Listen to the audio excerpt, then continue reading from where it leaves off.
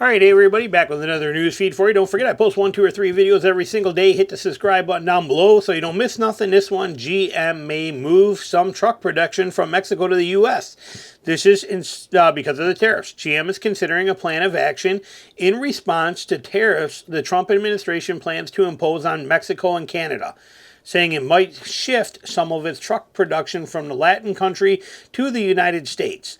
This is kind of cool. I mean, a lot of people want made in America, and if we have the room here to make them, I'm all for it. If we have the plant space available and we can do this, then this should definitely happen.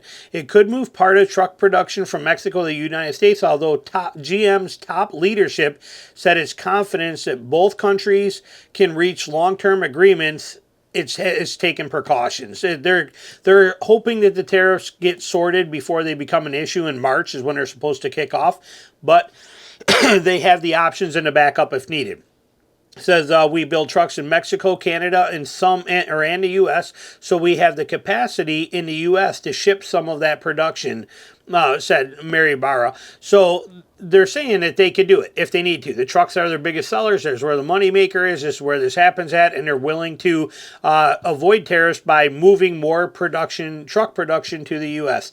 GM's Mexico subsidiary is the largest vehicle manufacturer in Latin American country and exports about 80% of local production to the United States.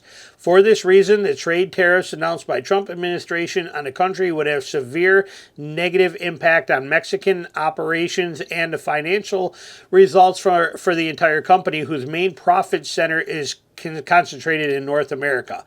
GM would take its move GM could take sorry, I should have highlighted this whole thing, so I put it there. If the threat of tariff materializes, so if they become real, one of the measures GM could take is to move part of that production full size. Here we go, Silverado and Sierra from the GM Silao plant in Mexico to the Fort Wayne plant in Indiana. This could be a very good thing. Again, that Mexican plant produces 363,000 trucks, and it could be turned around and putting those 300,000 trucks and sending them up to the U.S. to be made here. So we shall see what happens with it. I think it would be a very cool thing if they did. Like I said, we're always for more American jobs and having this stuff be done here. I do not think that there is any difference in quality in a truck that comes from Mexico than a truck that comes from a GM plant in the U.S. I believe they are built the same.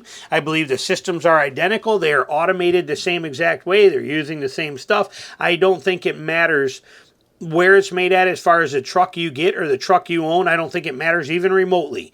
But it would be nice to have the jobs here, and we'll see what happens with it. See how it pans out. Now, this one, I found this interesting.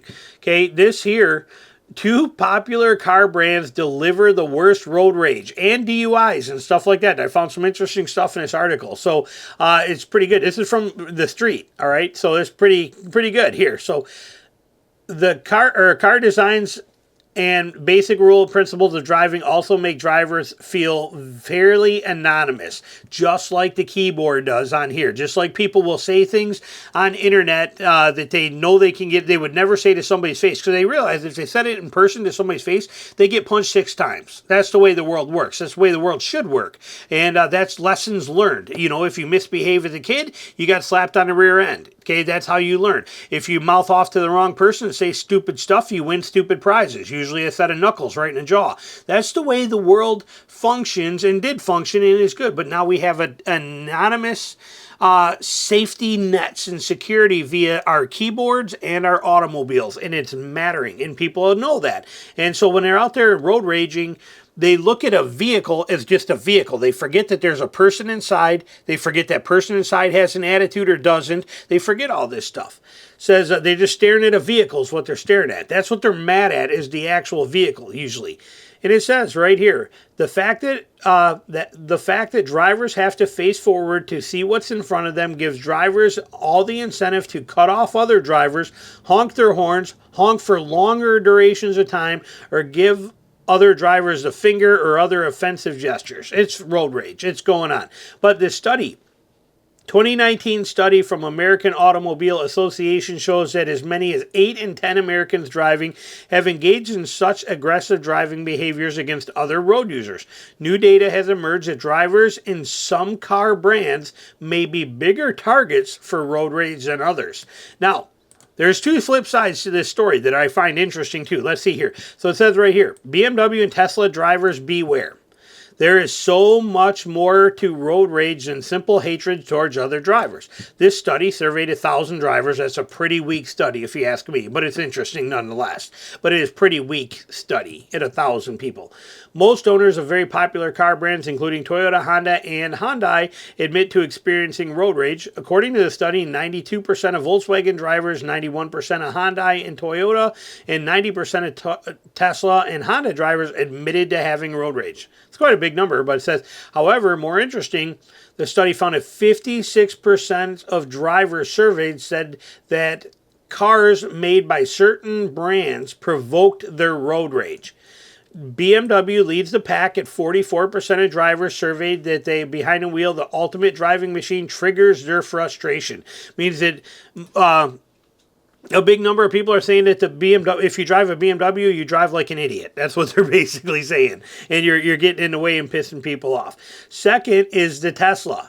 Tesla, 33% of drivers surveyed associating with multifaceted man's EV and provoking road rage, while luxury car leader Mercedes-Benz came in at 33. So it's basically BMW, Tesla, and Mercedes. Those are the three right there that are the biggest targets for road rage. What makes a vehicle a target for road rage? It's not that that person is driving bad because they're being targeted, right? It's because they're doing stuff they shouldn't. Okay, that's the reason. They're either blocking traffic by hugging somebody else in the fast lane and not moving so that there's this wide open gap of open road in front of them and they're holding everybody back and there's lines of people. My biggest problem in the world is that right there. I cannot tolerate people that do that. I don't care if you drive slow in the fast lane as long as there's nobody around you where I can still get around you. And I don't speed. I haven't got a speeding ticket literally in like 17 years. I'm one of those guys that does 7, 8 over at the most. But when you're in my way in the fast lane and I cannot get by you because you're just dogging with somebody else at exactly a speed limit, I got a real problem with you. And this is the kind of stuff they're talking about. This is where a lot of that is going to happen on the highway, is that sort of stuff. And it seems that BMW drivers, Tesla drivers, and Mercedes drivers are the biggest culprit of that, which I find pretty interesting. And it says 22% of EV drivers say they've been road rage target for driving an EV.